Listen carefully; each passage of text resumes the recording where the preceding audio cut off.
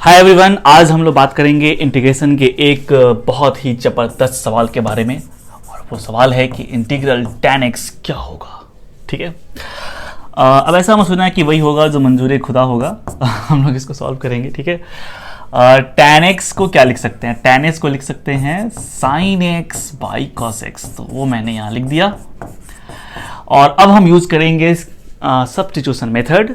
तो हम क्या करने जा रहे हैं? हम करने जा रहे हैं कि हम cos x को कुछ मान लेते हैं। चलो, हमने मान लिया t। अब cos x t है तो फिर dx के बदले क्या लिखूं या किसके बदले dt लिखूं, ये मन में सवाल आ रहे हैं। तो उस सवाल का जवाब पाने के लिए आपको करना क्या है, इसको दोनों साइड को LHS RHS को x के रिस्पेक्ट में डिफ्रेंशिएट कर लेना है। तो कर लेते हैं d cos x by dx बराबर dt बटा dx एंड cos x का डेरिवेटिव x के रिस्पेक्ट में क्या होता है? माइनस साइन x, और ये हो गया dt बाई dx। राइट, अब इस dx को आप इधर ले आइए मल्टीप्लाई में and what we find minus sine x dx is equal to what? dt। यानी मुझे माइनस साइन x dx की जगह पर dt रखना है, या किसी दूसरे शब्दों में अगर हम बात करें तो sin x dx की जगह पर लिखनी है माइनस dt।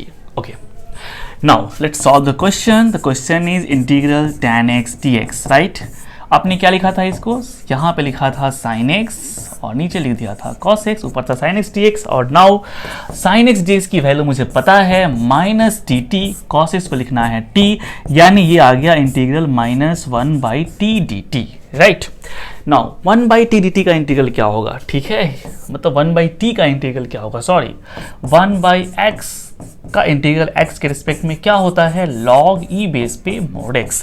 आप अगर e बेस नहीं लिखना चाहते हो तो आप सिंपली ln मोड x भी लिख सकते हो, ये आपकी मर्जी है। चलिए, तो फिलहाल हम सब्स्टिट्यूशन नहीं सॉरी क्या बोलते हैं 1 बाई टी का जो इंटीग्रल है उसकी वैल्यू लिख देता हूँ। और हम लिख रहे हैं माइनस यहाँ पे log, ये हो गया मोड t एंड प्लस सी लगाते हैं ना, प्लस सी तो लगाते ही हैं क्योंकि आपको पता है कि अगर fx किसी का इंटीग्रल है तो fx प्लस सी भी उसका इंटीग्रल होगा, 100% होगा। ओके, नाउ तो we have the formula that integral of tan x with respect to x is minus log mod क्या था? t किसको माना था? cos x को, तो cos x रख दो यहाँ पे। राइट, तो minus log mod cos x and plus C. अब log की एक प्रॉपर्टी होती है, आपने पढ़ रखा है कि log a बेस पे m का पावर n हो तो वो n मल्टीप्लाई में आ जाता है। पढ़ रखा है ना? यानी अगर कोई चीज मल्टीप्लाई में है, यानी n log a बेस पे m है, तो ये मल्टीप्लाई वाला फैक्टर यहाँ जाके बन जाएगा पावर, यानी ये हो जाएगा log a बेस पे m का पावर n। राइट, अगर n की जगह -1 हुआ तो यानी माइनस log a बेस पे m है, तो वो जाके जब यहाँ बनेगा पावर तो कैसा दिखेगा? वो दिखेगा ऐसा। और m के पावर -1 का मतलब होता है 1 बाई m, यानी ये हो गया log a बेस पे 1 बाई m। यानी आपको याद क्या रखनी है? आपको याद रखनी है कि माइनस log a बेस पे अगर m है तो ये हो जाता है log a बेस पे 1 बाई m, है ना? राइट, तो मैं अगर यहाँ का माइनस हटाना चाहूँ तो मैं क्या कर सकता हूँ? मैं इसको लिख सकता हूँ log, यहाँ कुछ नहीं, मतलब बेस e है। इंटीग्रेशन में, डिफरेंशिएशन में कहीं भी सीधा log लिखा हुआ है ना तो e बेस पर ही है। ठीक है, चलो कुछ अलग होगा ना तो हम लिख देंगे, नहीं लिखा इसका मतलब समझना है कि ई बेस पे है। चलो, तो ये ई बेस पे है और ये 1 बाई मोड क्या हो गया? cos x। क्यों हो गया? क्योंकि ये माइनस जब यहाँ गया पावर बना, -1 पावर के कारण ये 1 बाई लिखा गया। ठीक है, प्लस सी, यानी अच्छा 1 बाई कॉस क्या होता है? 1 बाई कॉस होता है सेक। ठीक है, यानी हमारा इंटीग्रल आया क्या? हमारा इंटीग्रल यानी tan x dx आ चुका है, पता है क्या? log e बेस पे mode sec x।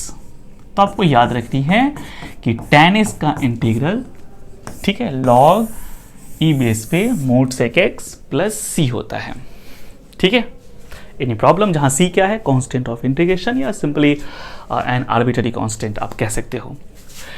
tan x का इंटीग्रल तो मुझे मालूम चल गया है ना। अब सवाल ये है कि अगर tan स्क्वायर x रहा तो भैया क्या पूछ दिया है ना। tan स्क्वायर x रहा तो क्या, देख के थोड़ा डर लगा पर है सवाल बहुत ही इजी। tan स्क्वायर एक्स को क्या लिख सकते हैं जरा सोचो, sec स्क्वायर एक्स माइनस 1 है ना। चलो तो मैंने इसको लिख दिया sec स्क्वायर एक्स माइनस 1। अब हम अलग अलग इसको इंटीग्रेट कर लेंगे, यानी इंटीग्रल हो जाएगा sec स्क्वायर एक्स का, ठीक है, फिर माइनस 1 का। चलिए sec स्क्वायर एक्स का इंटीग्रल क्या होता है आपने पढ़ रखा है, पता है क्या, tan x को डिफरेंशिएट करते हो sec स्क्वायर एक्स आता है। That is y sec square x का जब इंटीग्रल निकालेंगे with respect to x we got tan x। Now 1 का इंटीग्रल क्या होगा, x के रिस्पेक्ट में x से हो जाएगा, यानी ये आ गया tan x minus x। And आपकी आदत से मजबूर है ना, यानी यहाँ पे आपको क्या करना है, प्लस c ऐड करना है। इन प्रॉब्लम नो प्रॉब्लम। चलो tan स्क्वायर एक्स तो आसान था, थोड़ा और आगे बढ़ते हैं, यानी इस बार हम निकालते हैं tan qx का integral with respect to x, ठीक है। अब tan qx का इंटीग्रल x के रिस्पेक्ट में क्या होगा, कैसे पता चलेगा, डर लग रहा है, डरने की जरूरत नहीं है। मैं इसको ऐसा लिख सकता हूँ, जल्दी बताओ। आप कहोगे यस सर लिख सकते हैं, बिल्कुल लिख सकते हैं। अब जरा बताओ, अगर मैंने इसको ऐसा लिख दिया तो मैंने कौन सा गुनाह कर दिया, कुछ नहीं, कोई गुनाह नहीं किया हमने, है ना। तो tan स्क्वायर एक्स को sec स्क्वायर एक्स माइनस 1 लिखा जा सकता है। नाउ हम करेंगे इसको अलग अलग, यानी ये बन गया tan x into sec square x minus tan x। Okay चलो अब क्या कर सकते हैं, अब हम इसको अलग अलग इंटीग्रेट करने वाले हैं, यानी हमारा सवाल जो था, सवाल क्या था, tan qx dx है ना, इंटीग्रल tan qx dx। तो ये अब आ गया है किस रूप में, ये इसका रूप बदल के हो गया है tan x into sec square x dx minus integral tan x dx, right, ऐसा हो चुका है। और tan x का इंटीग्रल आपको पता है क्या होता है, log mod sec x on the base e base पे। ओके, और इसका इंटीग्रल निकालना बहुत ही आसान है, पता है क्या, tan x को t मान लो, ठीक है, तुम्हारा sec square x dx dt बन जाएगा, ठीक है, समझ में आ रहा है। Must say this is i1 and this is i2, यानी i बन गया i1 plus i1 minus i2 में। ओके, तो i1 की वैल्यू निकाल लेता हूं मैं। i1 क्या है बताओ, integral tan x sec square x dx। इसके लिए हमने क्या किया, हमने माना tan x को t, ठीक है। अब tan x t है तो फिर dt किसके बदले, ये जानने के तरीका क्या है कि दोनों को x के रिस्पेक्ट में आप डिफरेंशिएट कर दीजिए। ये हो गया sec square x and this is equal to dt by dx, यानी क्या आ गया, इस ds को इधर ले आइए, तो sec स्क्वायर x dx बराबर क्या आ गया, dt। तो tan x t हुआ, sec स्क्वायर dx dt हो गया। यहाँ t और इस पूरे के बदले हम रखने वाले हैं dt। तो यहाँ से मुझे i1 की वैल्यू मिल रही है कि i1 आ गया है t dt, and t dt का मतलब हो गया व्हाट, t का स्क्वायर बाई 2, है ना। पावर में एक जोड़ते हैं और नए पावर से डिवाइड करते हैं। We are using this formula, कौन सा, हाँ ये वाला, x का पावर n dx का क्या वैल्यू होता है, x का पावर n प्लस 1 बट्टा n प्लस 1, ठीक है। तो प्लस c तो लगाते हैं, तो ये फॉर्मूला हम लोग यहाँ पर यूज कर रहे हैं। तो यहाँ पे आ गया ये प्लस c1 जो भी लिखना है लिख सकते हो आप। तो i1 का मान मुझे मिल गया। t किसको मान रखा था, t मान रखा था हमने tan x को, तो ये हो गया tan x का स्क्वायर, यानी tan square x by 2 plus c1, ठीक है, ये हमारा आ गया। नाउ अब हम लोग निकाल लेते हैं फटाफट अपना i2, और i2 क्या था, i2 था हमारा इंटीग्रल tan x dx, और वो तो हमें पता ही है कि ये होता है log mod e बेस पे sec x plus constant, so let's constant is c2। Now we have the value of i1 and i2, ठीक है, हमारे पास i1 और i2 की वैल्यू आ चुकी है। तो क्यों ना हम अपने इस इंटीग्रल में I1 और I2 की वैल्यू को डाल देते हैं। ठीक है, तो चलिए फटाफट डालते हैं I1 और I2 की value.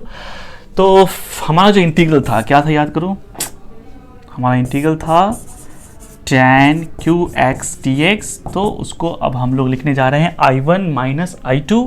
And what is I1? I1 आपको याद होगा, this is tan square x by 2 plus C1 minus I2, यानी ये हमारा है log मोड e बेस पे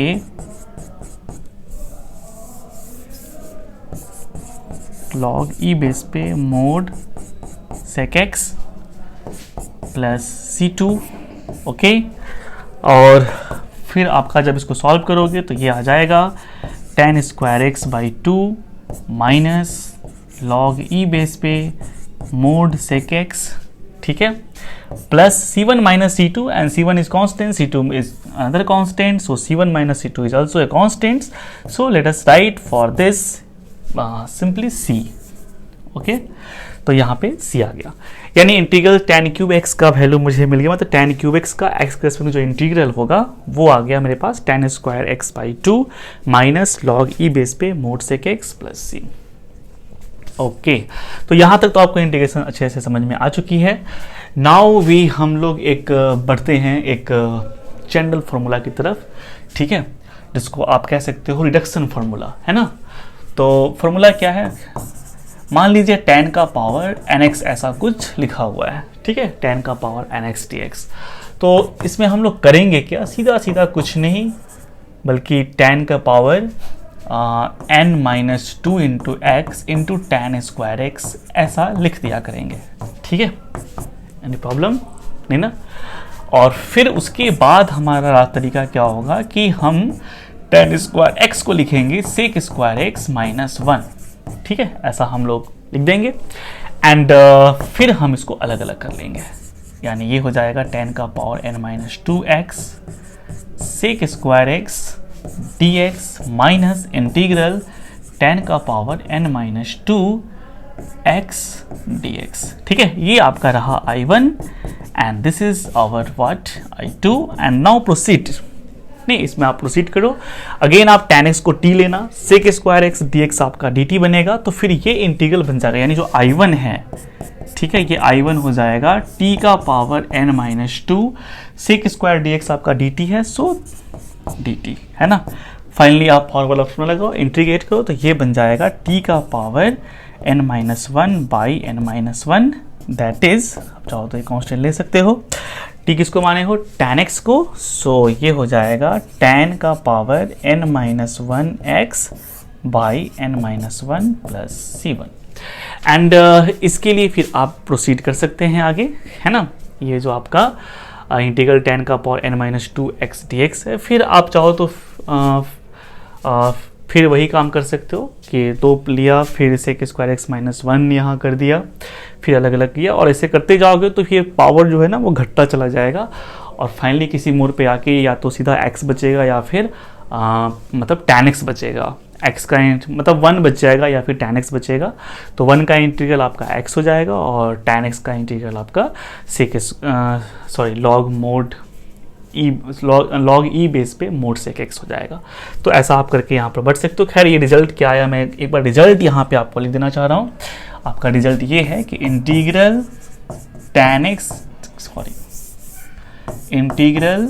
tan का पावर nx dx अगर है तो ये सीधा सीधा आ जाएगा tan का पावर n माइनस 1 x बट्टा n minus 1 minus integral of tan का power n minus 2x dx, ठीक है।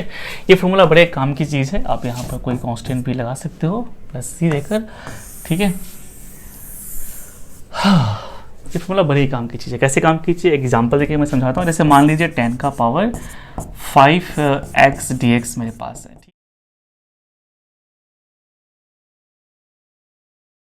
ठीक है। तो मैं कैसे प्रोसीड करूंगा, अगर मैं फॉर्मूला यूज़ करता हूं तो n की जगह यहाँ 5 है, तो सीधा सीधा हो जाएगा tan का पावर 4x बाई 5 माइनस 1 यानी 4, ठीक है, minus integral of tan cube x dx।